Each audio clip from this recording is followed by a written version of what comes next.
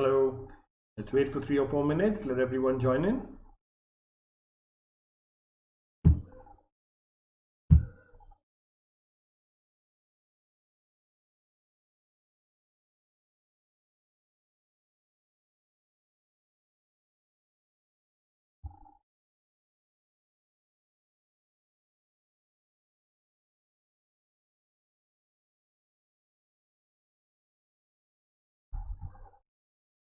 Yep, let's wait for a couple of minutes. Let people join in.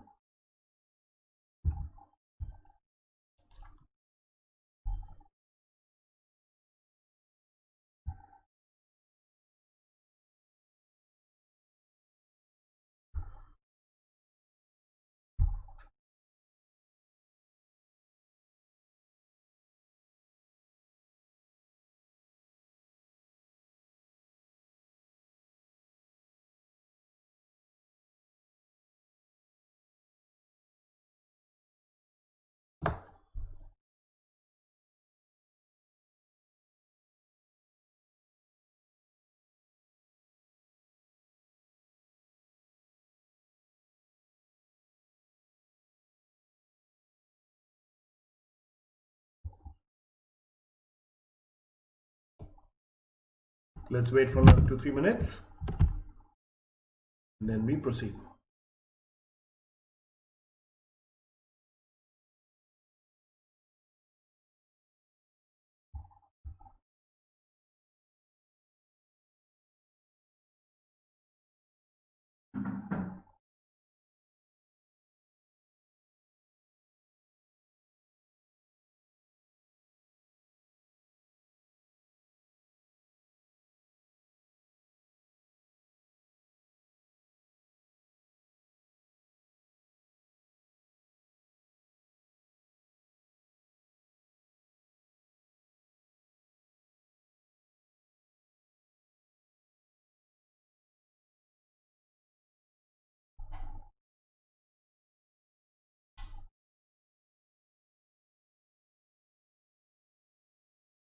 Let's wait for 2 more minutes.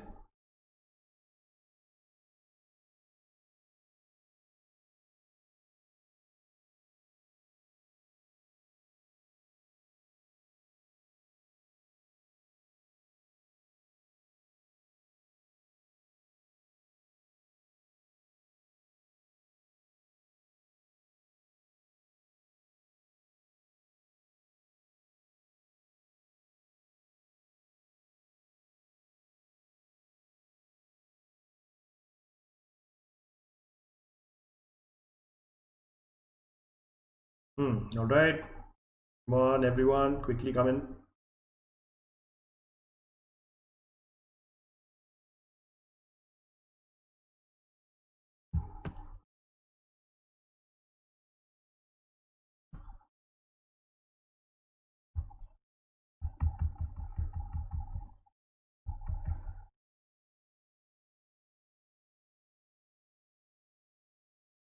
All right. Let's wait another minute.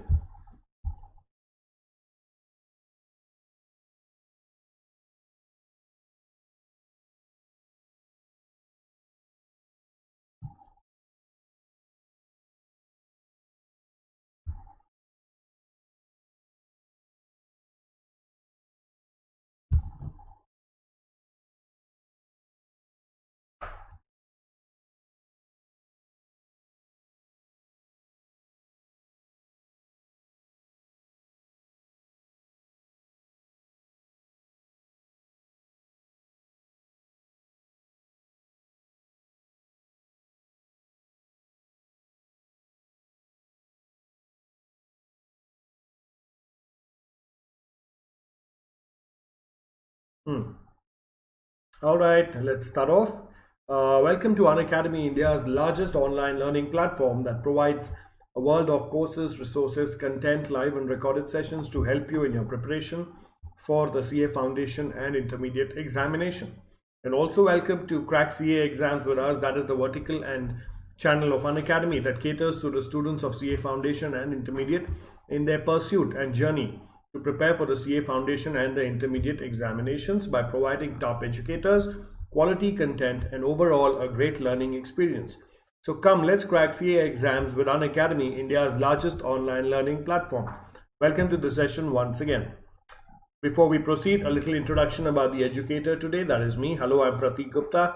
I'm a Bachelor of Commerce from Christ College, Bangalore University. I'm an associate member of the Institute of Chartered Accountants of India, an associate member of the Institute of Company Secretaries of India, and an associate member of the Institute of Cost Accountants of India, and also a law graduate from Karnataka State Law University. I'm currently a practicing chartered accountant and also a visiting faculty for CA subjects and an educator for CA students, both offline and online. Prior to starting on my own, I worked with SR Bartley Boy and Associates, that is the Indian member firm of Ernst & Young Global in the Audit and Assurance Department, and Ernst & Young India, EY India, in the Mergers and Acquisitions Department. I also worked with the Manipal Group in Bangalore as a corporate controller of their Indian entity and their German subsidiary located in Frankfurt, Germany. It was only after I got back from Frankfurt, Germany, that I decided to start something on my own, and that also gave me an opportunity to be an educator, which in turn today has given me an opportunity to take this session for you young, bright and enthusiastic CA aspirants. Thank you so much for giving me this opportunity, and I hope you find this session useful. Anytime during the session, in case you have any questions, queries, observations or discussions to be made, please do not hesitate to drop in a line, and I shall be happy to take up the matter for discussion or for problem solving as soon as I can. You can also, just one second.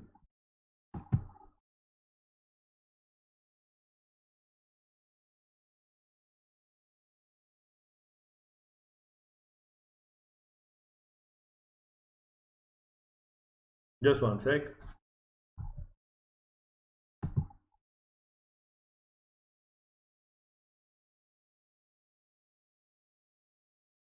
Okay, so you can also look me up by my name, which is Prathik Gupta, on YouTube, and you will find all my other sessions that are there, which will help you in your preparation for the CA Foundation and the intermediate examination.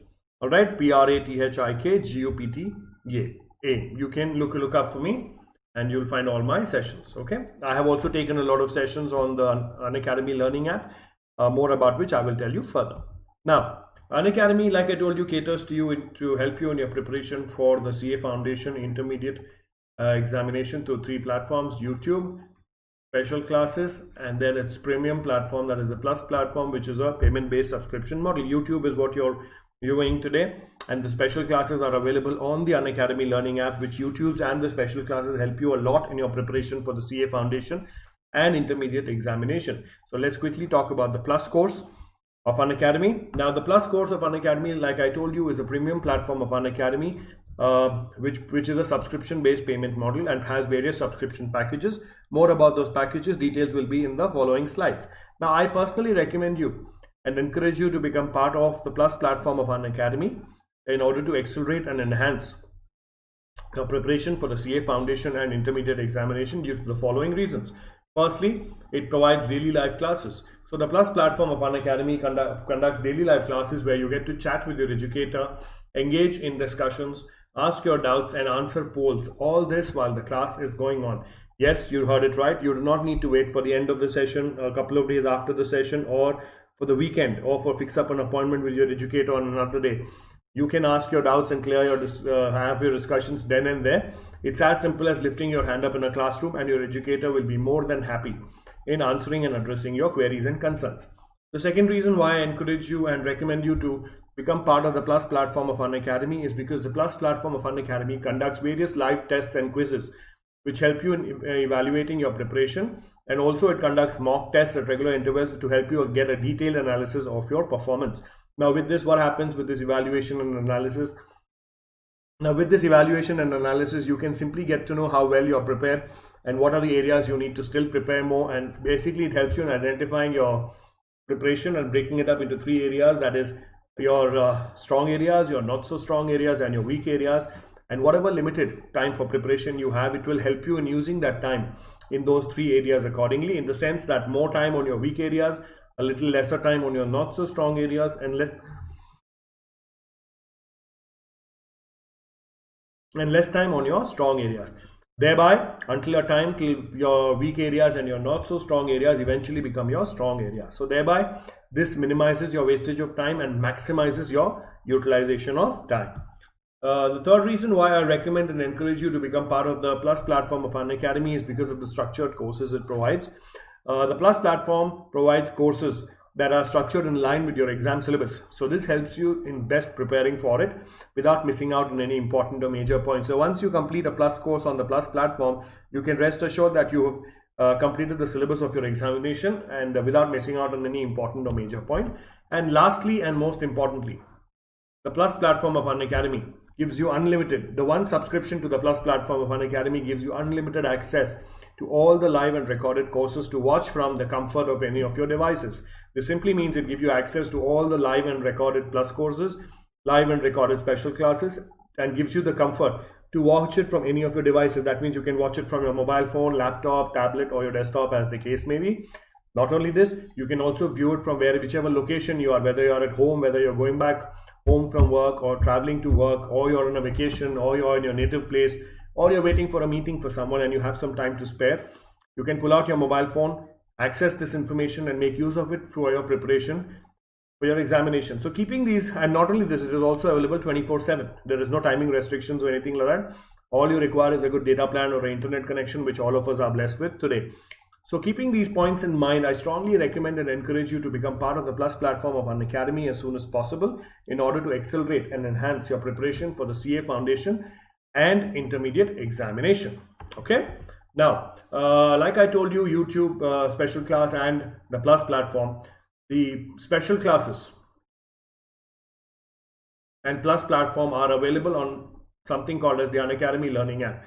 For those of you who have downloaded the Unacademy Learning app and are using it, I thank you very much, and I request your support in the future as well. And for those of you who have not yet downloaded the Unacademy Learning app, I request you to go to the Play Store on your mobile phone, download the Unacademy Learning app, put in your mobile number, you'll get an OTP, and using that OTP, simply register on the Unacademy Learning app. It is as simple as this, without any complicated or lengthy procedures. During the process, if you have any problem, you can always chat with the concerned team and they will help you out. Now, what happens once you register on and install and register on the Unacademy Learning app? It gives you complete access to all the live and recorded special classes that Unacademy has to offer to you to help you in your preparation for the CA Foundation and Intermediate examination. And not only your special classes, it also gives you access to all the live and recorded Plus courses that Unacademy has to offer you in order to enhance and accelerate your preparation for the CA Foundation and Intermediate course. So please go out there, download the Unacademy Learning app on your phone, register on it using your mobile number and the OTP sent to it, and make use of all the resources that are provided to you to help you in your preparation, and also help the people around you to get onto the Unacademy Learning app and also increase awareness about the same. Okay, by helping them download the Unacademy Learning app and registering on the Unacademy Learning app using their mobile number and OTP. All right. Now, like I told you, the Plus platform of Unacademy is a premium platform of Unacademy, which is a payment-based subscription model, which has various subscription packages for the examination. So the CA Foundation and Intermediate subscription packages provided by the Plus platform of Unacademy are as follows. The packages provided are for 1 month, 3 months, 6 months, 12 months, and 24 months. The 1 month package will cost you rupees 3,500. The 3 months package will cost you rupees 8,750. The 6 month package will cost you about 14,000 rupees. The 12 month package will cost you about 17,500, and the 24 months package will cost you around 21,000 rupees. Now, these are all the list price. Before you make the payment of your package, please do not forget to use the code Prathik, Prathik, to get an instant discount of 10% on your package price. I repeat, please do not forget to use the code Prathik, Prathik, to get an instant discount of 10% on the above listed price. So the after discount price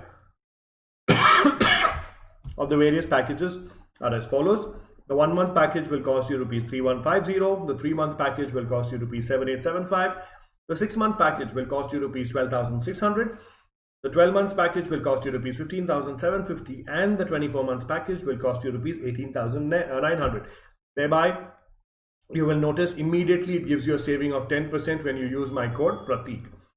Now, I would personally recommend you to start off with the 12 months package at least, because of two simple reasons. Firstly, is it is cost effective. If you notice the per month cost on the 12 months package and compare it with the per month cost of the 1 month package, you will see there is major cost savings immediately. And secondly, and most importantly, since the CA Foundation and Intermediate subscription packages are provided in one package, it normally takes about 12 months time for you to study and clear the CA Foundation and the Intermediate subscription. So if you're getting subscription to both these packages in one package at a very cost effective price, I think a 12-month package will do great justice to you. All right, but having said this, you're free to choose the package of your choice. It could be either 1 month, 3 months, 6 months, 12 months, or 24 months. But please do not forget to use the code Prathik, Prathik, to get an instant discount of 10% on the listed price. You can also avail the no-cost EMI option available for 6 months, 12 months, and 24 months subscription packages. Just in case you do not wish to make the entire payment at one shot. All right, and also the other payment modes are your internet banking, debit card, and credit card. And also the coins that you accumulate while watching special classes, you can also redeem those points or those coins for a discount when you enroll for the Plus course. Okay, please take about a minute, go through this slide, and then we proceed.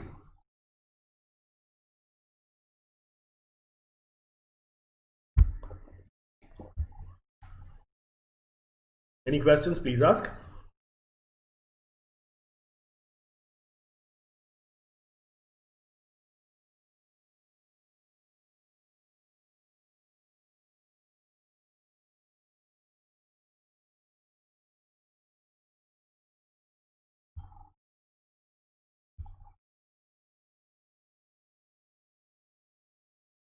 Any questions, please ask. Take about a minute.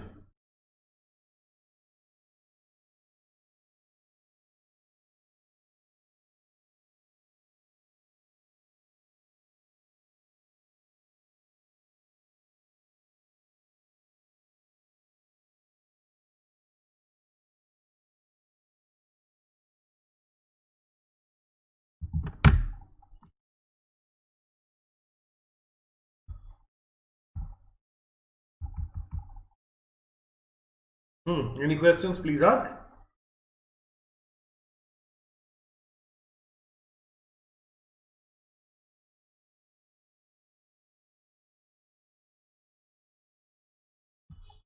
All right.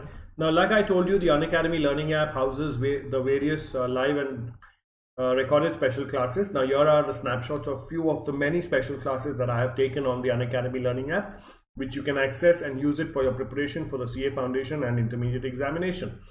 The special classes are revision test papers for Business Law, Sale of Goods Act, Indian Contracts Act, the Companies Act. Along with this, you have the partnership accounts, accounts of NPOs, final accounts, and many more. So please go on to the Unacademy Learning app, make use of it, and you can always come back to me for any questions or queries. Also, here I've given you the list or the links of a few of the many special classes that I've conducted. You can either click on these links or copy and paste these links on your browser to directly take you to the special class on the Unacademy Learning app. So the special classes are on the Indian Contracts Act, the Sale of Goods Act, Indian Partnership Act, Limited Liability Partnership Act, Companies Act, Basics of Communication, Accounting Concepts, and the revision test papers issued by the Institute of Chartered Accountants of India. All right, please take about 30 seconds, go through this. Any questions, please ask me, and then we start.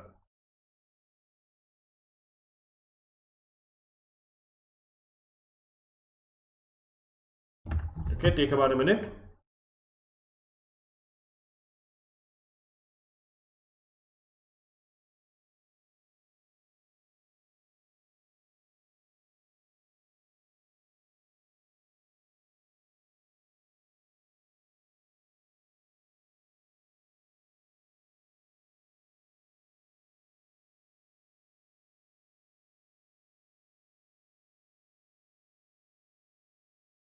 Okay, any questions?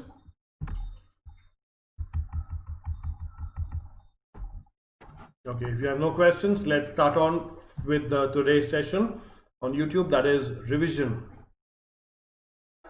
on accounting for consignments. Okay, consignment accounts. Let's start off. Now, meaning of consignment account. Okay, now please remember this is a very interesting concept and it's a very easy concept as well. Now, consignment is not a sale, it's not the same as sale, there is a different meaning to it. Okay, so let's try and find out the meaning. To consign means to send. In accounting, the term consignment account relates to accounts dealing with the situation where one person sends goods to another person on the basis that goods will be sold on behalf of and the risk of the former.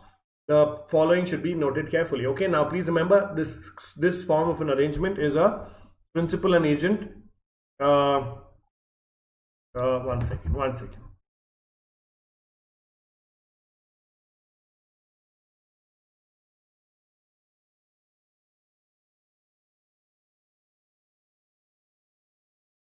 Just one sec.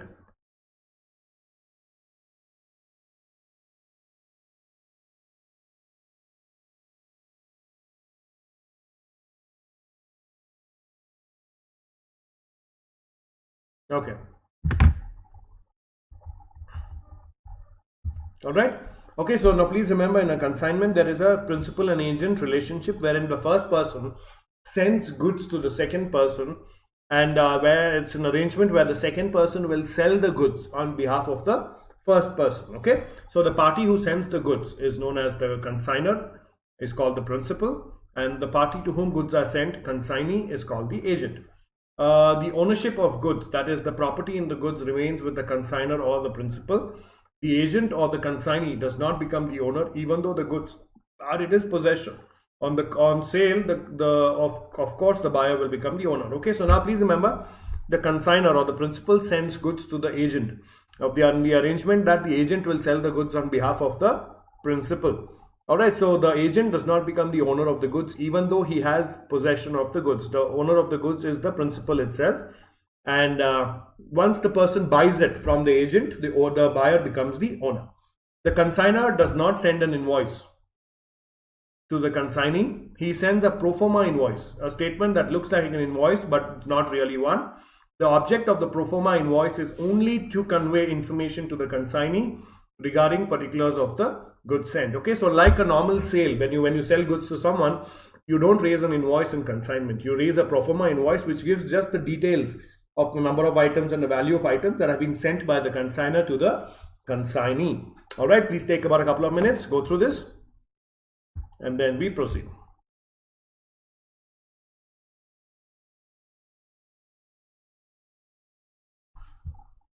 Any questions, please ask. Please take a couple of minutes.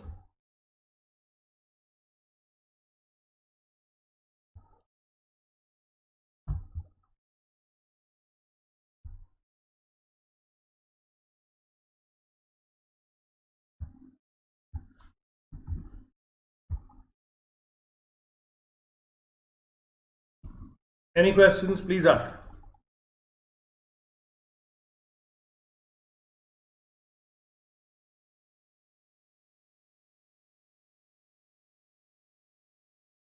Take a minute more.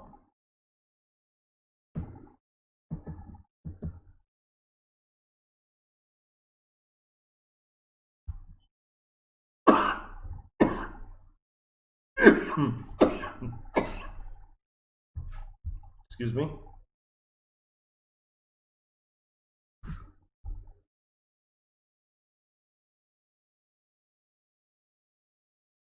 Okay, take a minute more. Any questions, please ask.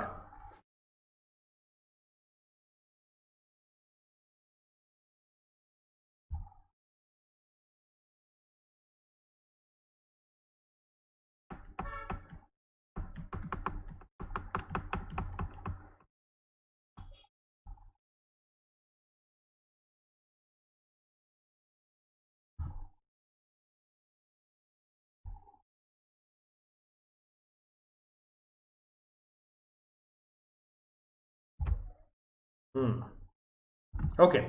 Usually the consignee recovers from the consignor all the expenses incurred by him on the consignment.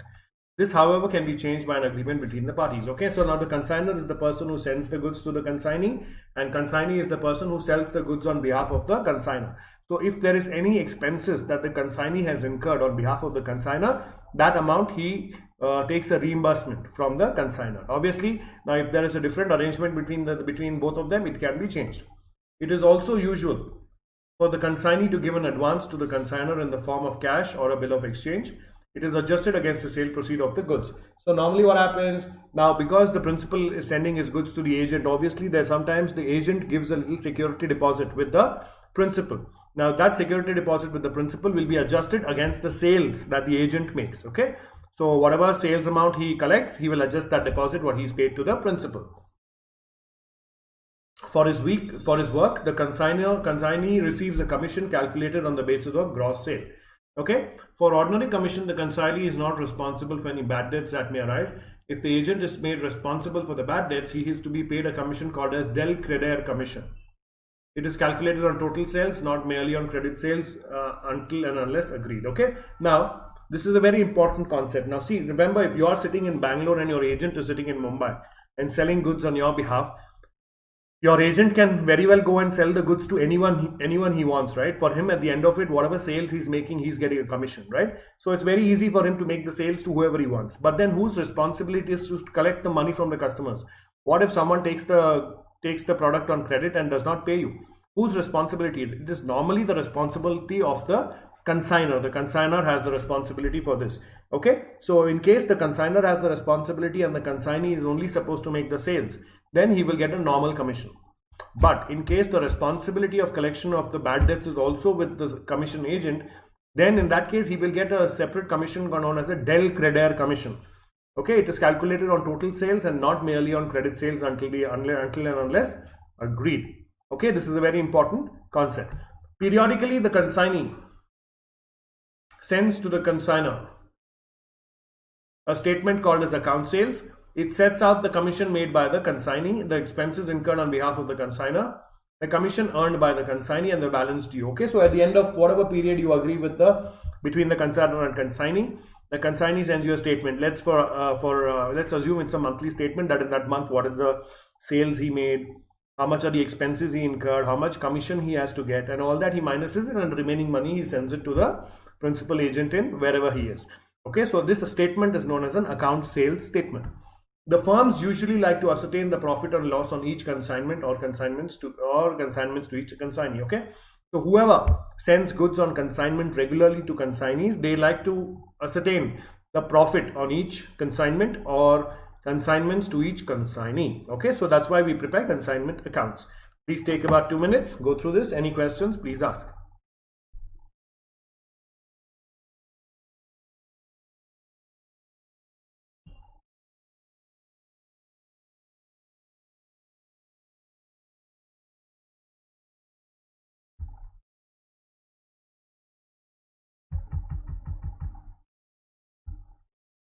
Okay, any questions, please ask.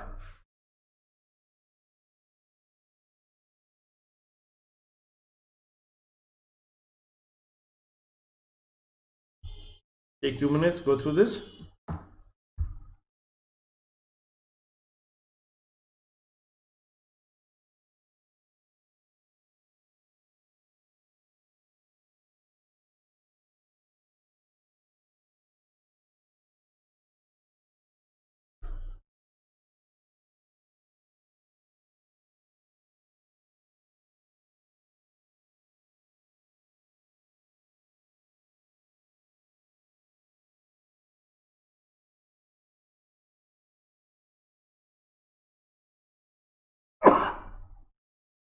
Take another minute. Any questions, please ask me.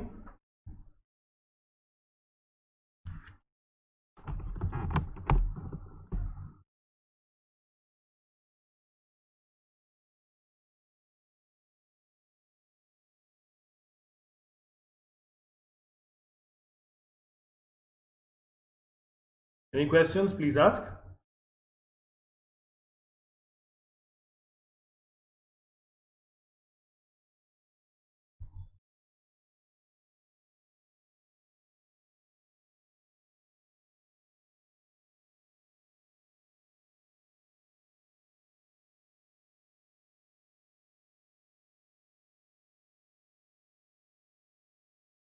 Any questions? Any questions? This is an important slide. Take another 30 seconds. Go through this. Ask me any questions you may have.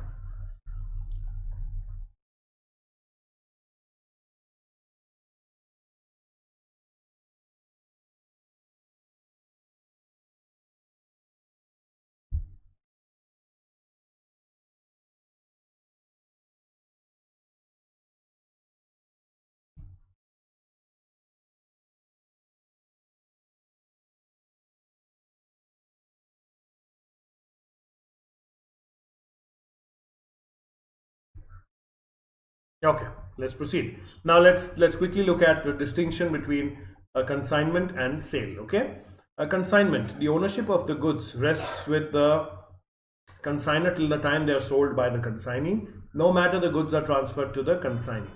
The consignee can return the unsold goods to the consignor. The consignor bears the loss of goods held with the consignee.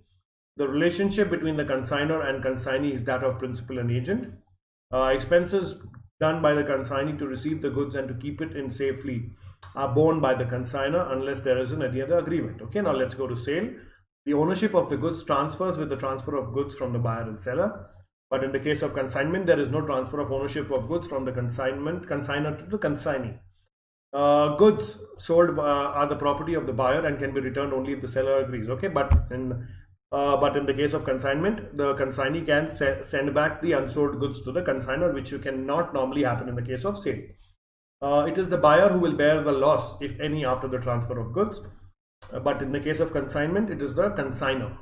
The relationship between the seller and buyer is that of creditor and debtor, but in the case of consignment, the relationship between the consignor and consignee is that as the principal and agent. Okay, please take about 2 minutes. Go through this. Any questions? Please ask. Any questions? Please ask.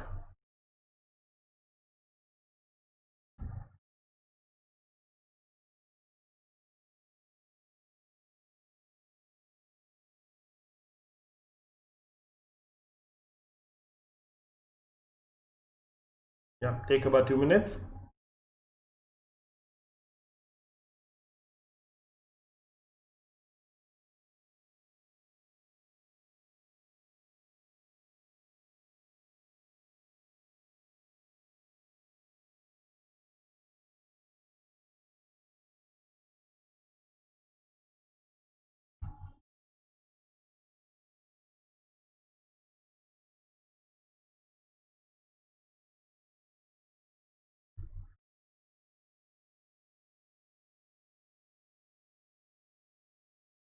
Any questions? Please ask.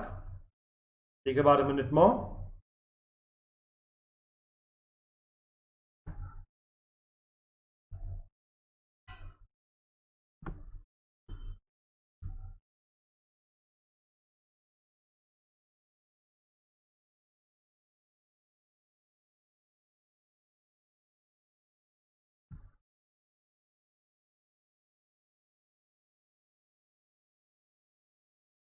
Any questions?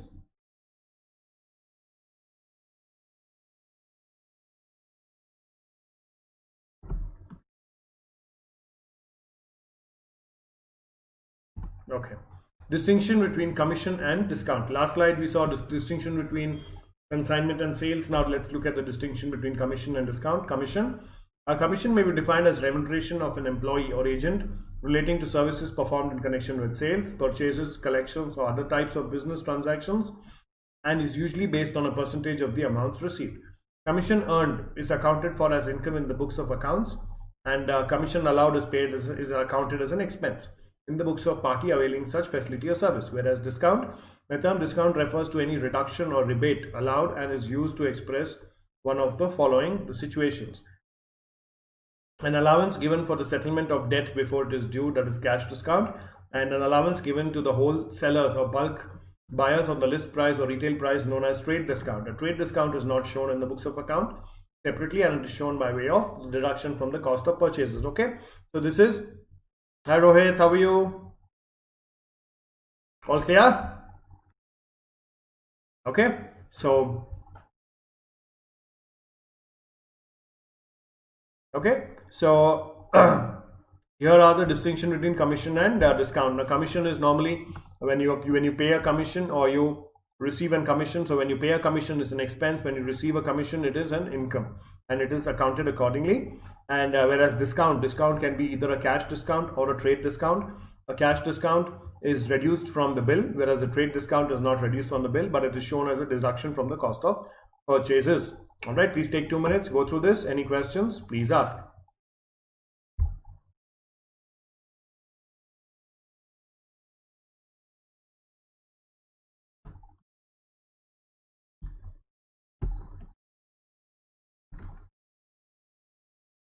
Any questions, please ask.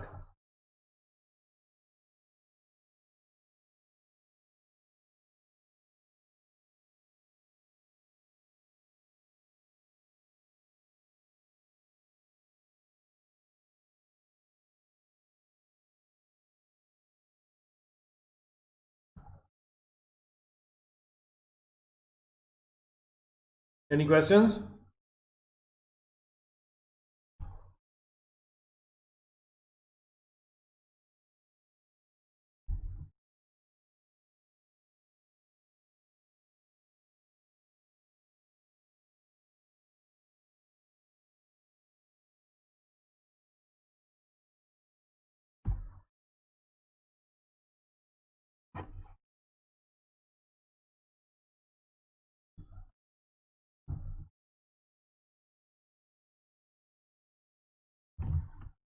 Okay, let's proceed. Now, accounting for consignment, that is transactions and events in the books of the consignor. For ascertaining the profit or loss on any transaction or series of transactions, there is one golden rule. Open an account for the transaction or series in transaction and put down the cost of goods and the other expenses incurred or to be incurred on the debit side. Enter the sale proceeds and also the closing stock, the cost of goods remaining unsold on the right hand side. The difference between the two sides will reveal the profit or loss. There is a profit if the credit is more. Okay, so simply what we need to do is we need to open a consignment account for each consignment. Let's say we've sent a consignment to Mumbai, so consignment sent to Mumbai. When we have sent a consignment to Chennai, so consignment sent to Chennai account. On the left side, we'll write the cost of goods that are sold and other expenses incurred on the consignment. On the right side, we will put the sales proceeds and also the cost of goods remaining unsold on the right hand side on the credit side. Okay, please remember the point to be noted here is cost of goods remaining unsold, not the selling price of the closing stock. All right, now the consignor often dispatches goods to various consignees and he would be interested to ascertain the profit or loss on each consignment. Like I said, consignment to Mumbai, consignment to Chennai.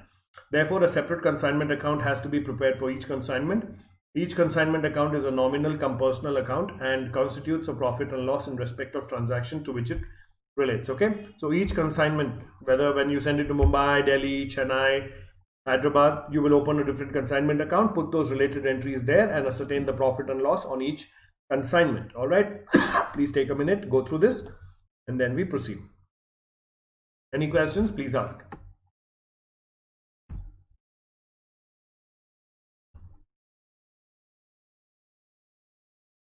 Any questions, please ask.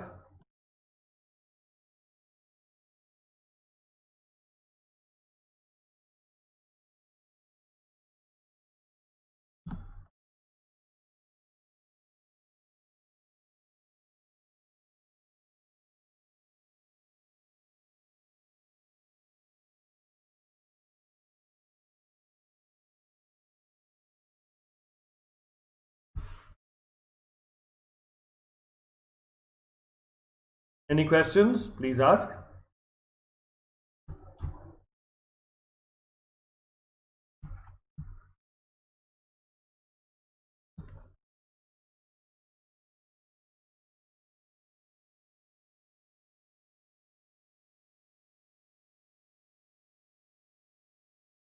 Please ask me any questions that you may have and then we proceed. Wait another 30 seconds.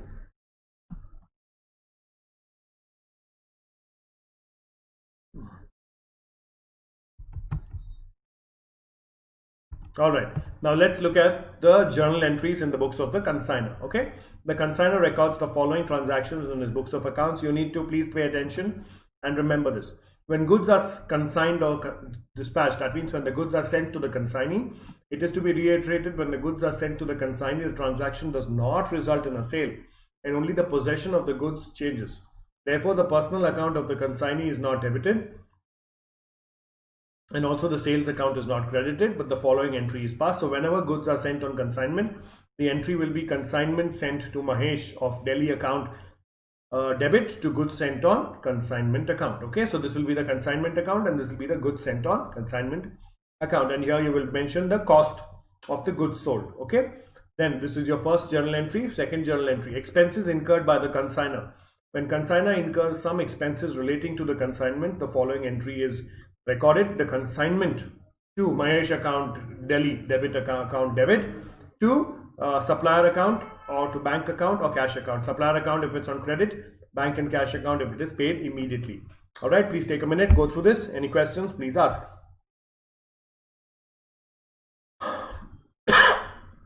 Okay, we are talking about the journal entries in the books of the consignor. Take a minute.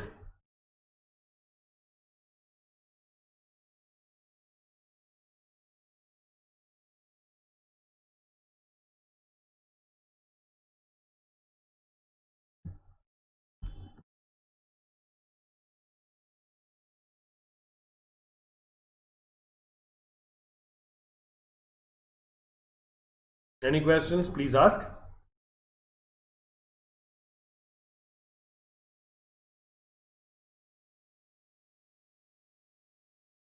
Okay.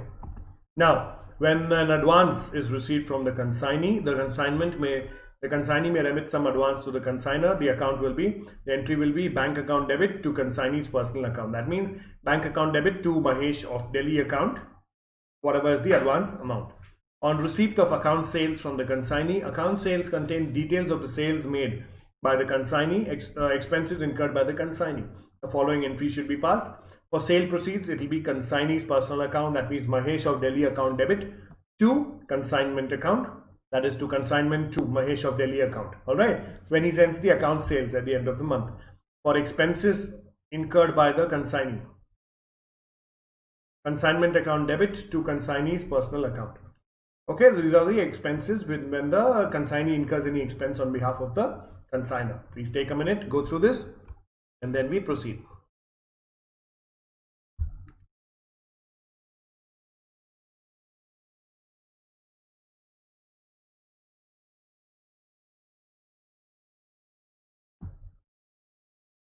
Any questions, please ask.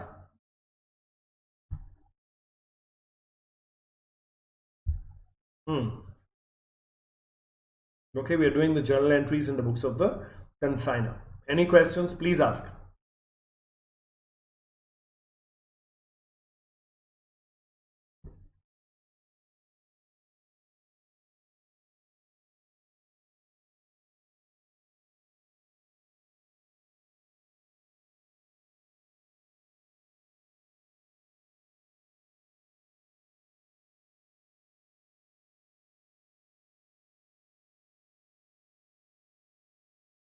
Yes, any questions?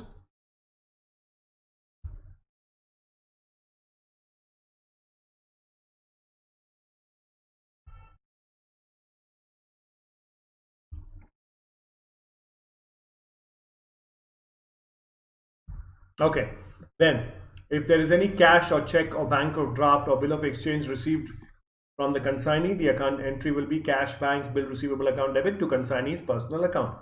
For bad debt simply means whenever your customer does not pay you, it is called as bad debts. The accounting entry for bad debts will depend on whether del credi commission is paid to the consignee. So if del credi commission is paid to the consignee, there will be no bad debts in our books, but those bad debts will be taken care of by the agent. But if a normal commission is paid to the agent, then the bad debts will be taken into our books. When del credi commission is not paid, the accounting entry for bad debts will be consignment account to consignee's personal account. It is the same as expenses incurred.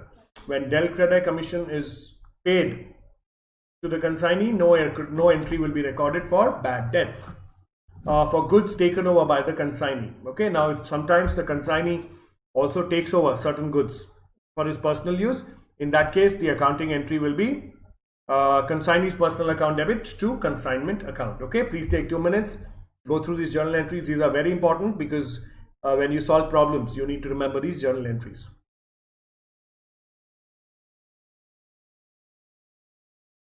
Okay, please take 2 minutes, go through this. Any questions, please ask.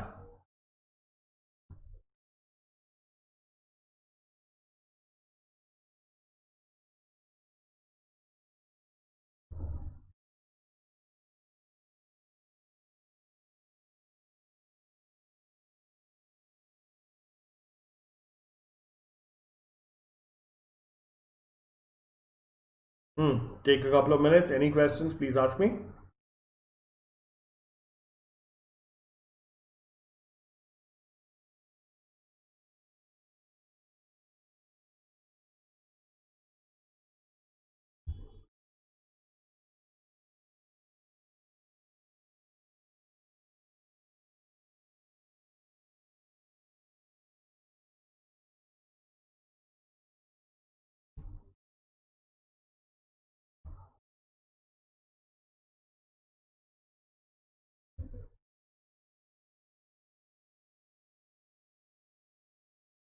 Any questions?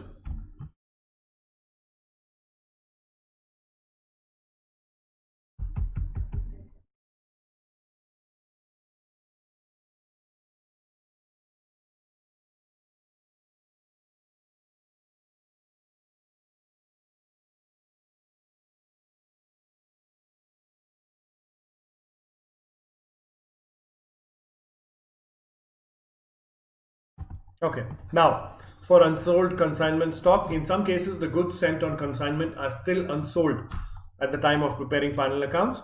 The unsold inventory is recorded in the consignment stock with the following entry: consignment stock account debit to consignment account. Okay, this is the unsold goods lying with the consignee. For commission payable to consignee, consignment account debit to consignee's personal account.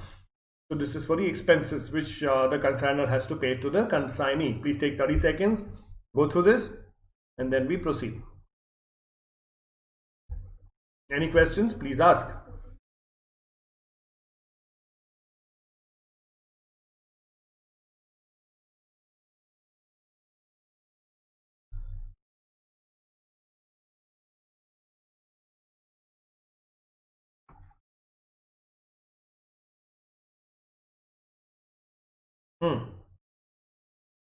Any questions? All right. So if you have no questions, let's now go to valuation of inventories. Okay. Now the principle is that the valuation is that inventory should be valued at cost or net realizable value, whichever is lower. The same principle is practiced for preparing final accounts. In the case of consignment, cost means not only the cost of the goods as such to the consignor, but also all the expenses incurred till the goods reach the premises of the consignee. Such expenses include packaging, freight, cartage, insurance in transit, octroi, import duty, etc. But expenses after the goods have reached the consignees go down, such as godown rent, insurance of godown, delivery charges, salesman salaries are not treated as part of the cost of purchase for valuing inventories on hand. That is why in the case given above, inventories has been valued ignoring godown rent and insurance. Okay. If the expected selling price of inventories on hand is lower than the cost, the inventories should be valued at the expected net selling price only. That is the expected selling price less delivery expenses. So please remember, inventories, that is the closing stock of consignment also, if goods are lying in the closing stock, they always have to be valued at the lower of cost or net realizable value, but the cost will include the purchase cost as well as all the other costs till the goods reach the consignee. But once the goods reach the consignee, that cost will not be included. And then you need to compare it with the net selling price of the goods. If the net selling price of the goods is lesser than the cost, then the goods will be valued at net selling price. Okay, so cost or net selling price, whichever is lower. Please take 2 minutes, go through this, and then we proceed. Any questions, please ask.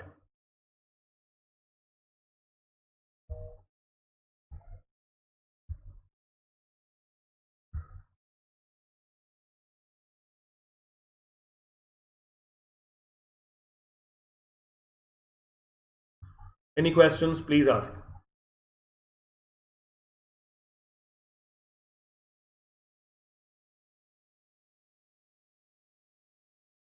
Take about a minute more.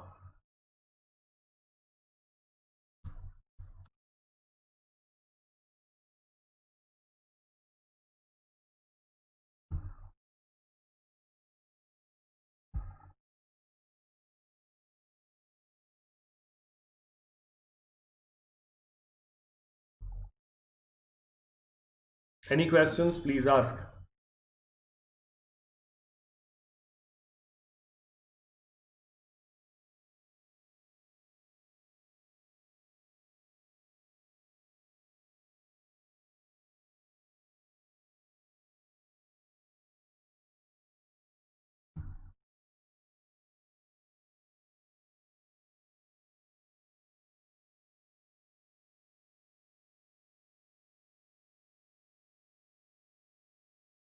Any questions? Any questions, please ask.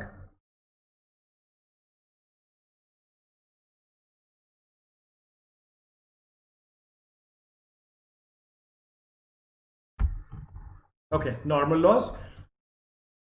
If some loss is unavoidable, it would be spread over the entire consignment while valuing inventories. Okay, so it simply means a normal loss, when a goods are being transited or whatever, the normal loss of 2% or 5% is acceptable. So whatever is your normal loss, that the cost of that normal loss is spread across all the other remaining items or the good items. The total cost plus expenses incurred should be divided by the quantity available after the normal loss to ascertain the cost per unit. Suppose 10,000 kgs of apples are consigned to a wholesaler, the cost being rupees 30 per kg plus rupees 40,000 freight. It is concluded that a loss of 15% is unavoidable. Okay, the cost per kg will be 340 plus 8,500 or rupees 40. If the unsold inventory is 1,000 kgs, it will be valued at 40,000 rupees. Now here 10,000 kgs were sent, but 15% is unavoidable loss, right? So in that case, what happened, that 1,500 units, the cost of those have been absorbed by the 8,500 good units.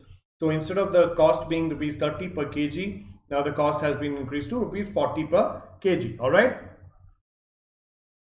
Yes. All right. Accordingly, no entry is recorded for normal loss, and the same is considered as expense, which is considered for valuation of remaining inventory. So it simply means if there is a normal loss means which is unavoidable. So if there is an unavoidable loss, the cost of that unavoidable loss is absorbed or taken over by the good units and included in their cost. Please take about a minute, go through this, and then we proceed.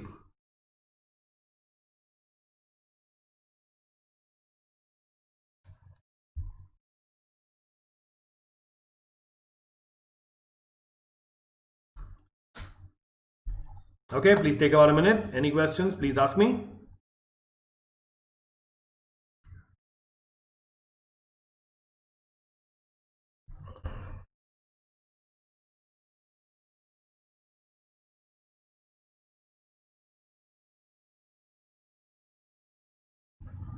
Take about a minute more. Any questions, please ask.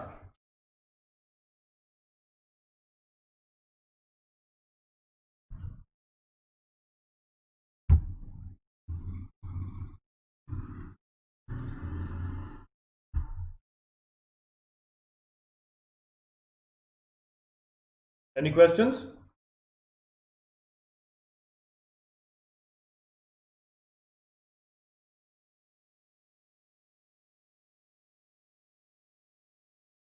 Okay, now let's look at abnormal loss. If any accidental or unnecessary loss, that means avoidable loss, occurs, the proper thing to do is to find out the cost of the goods thus lost, and then to the credit of the consignment account and debit to the profit and loss account. Now, this will enable the consignor to know what profit would have been earned had the loss not taken place. So unlike a normal loss, an abnormal loss is a loss that could be avoided. Okay, so once there is an abnormal loss, the cost of the abnormal loss should be debited to the consignment account and credited to the consignment account and debited to the profit and loss account, so that the consignor knows what is the amount he could have avoided had he avoided the abnormal loss. Okay, let's take an example. Suppose 1,000 sewing machines costing rupees 2,500 each are sent on consignment basis, and rupees 10,000 were spent on freight. Okay, 20 machines are damaged beyond repair. The amount of loss will be cost of 20,000 machines is 20,000 machine into 2,500, right? Rupees 50,000, and the expenses, that is your proportionate freight expenses, is 10,000 divided by 1,000 into 20, that is 200 rupees. So 50,200 rupees is your abnormal loss, which could have been avoided if care could have been taken. This amount should be credited to the consignment account as by abnormal loss and debited to the P&L account. So that when the consignor looks at his accounts, he will know that had he taken some more care, 50,200 rupees could have been saved. Okay, please take 2 minutes, go through this. Then we proceed. The next special class will be at 7:30 p.m. today, 7:30 p.m. to 8:30 p.m. Okay, hi Ankit. Ankit, avoided means he could have not incurred those abnormal losses, right? He could have taken care a little bit more. So that loss would not have occurred. Got it? Yes, Ankit? Please take a minute more. Any questions, please ask.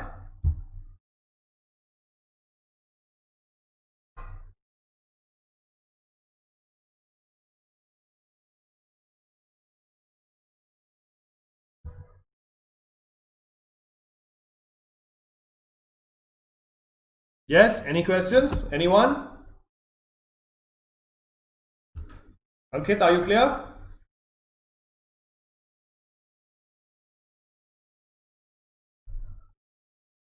All right. Okay, the next special class is at 7:30 p.m. today, 7:30 to 8:30 p.m. Most welcome, Ankit. Any more questions? Anyone?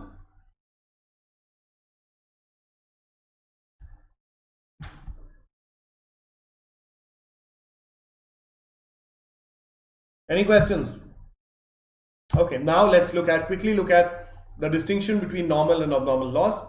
Normal loss occurs due to inherent nature of the goods being shipped, that is leakage, evaporation, loss of perishable goods. Perishable goods are goods that get spoiled. Okay, normal loss is not accounted for immediately and is loaded onto the remaining goods, as we saw. It gets accounted for as cost of remaining goods as and when they are sold. As normal loss is added to the cost of remaining goods, it impacts gross profit. Insurance companies generally do not cover normal loss as it is expected to be incurred on each consignment or storage of goods. Okay, so like the definition is going on, the normal losses, this loss is unavoidable. Okay, the abnormal loss is avoidable, but normal loss is unavoidable, and that's why it is absorbed by the remaining good items. And your insurance companies also do not provide insurance against these costs. Normal loss is almost certain. However, it may vary from time to time. Now let's come to abnormal loss. Abnormal loss occurs mainly because of unforeseen events, that is accident or natural calamity, etc. The abnormal loss is accounted for immediately in profit and loss account. Here we see normal loss is accounted for in the cost of the goods, whereas abnormal loss is accounted for in the profit and loss account. Abnormal loss does not impact gross profit. Of course, it does not impact gross profit because it is taken in the P&L, not in the trading account. Insurance is generally available for abnormal losses, whereas insurance is not available generally for normal losses. Abnormal loss is because of unforeseen events and is not certain, whereas normal loss is certain and it has to happen, but it varies from time to time. All right, please take about a minute, go through this slide, and then we proceed.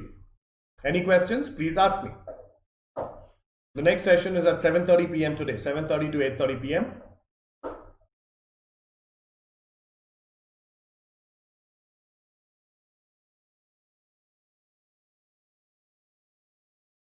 Any questions? Please ask.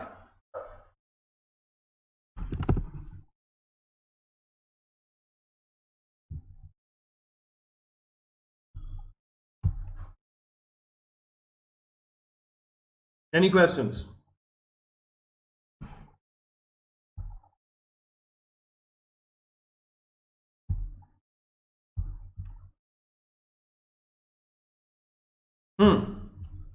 Any questions? Please ask.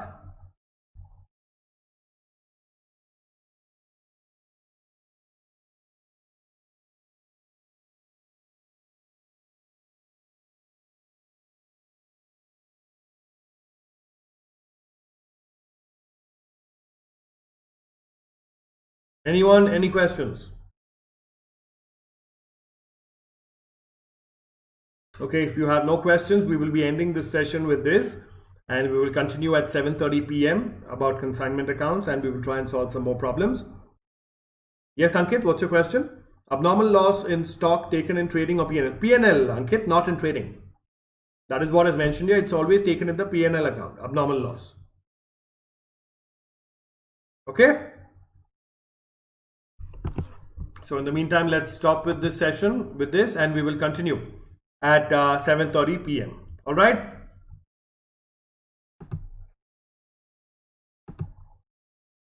Okay, what's the confusion, Ankit?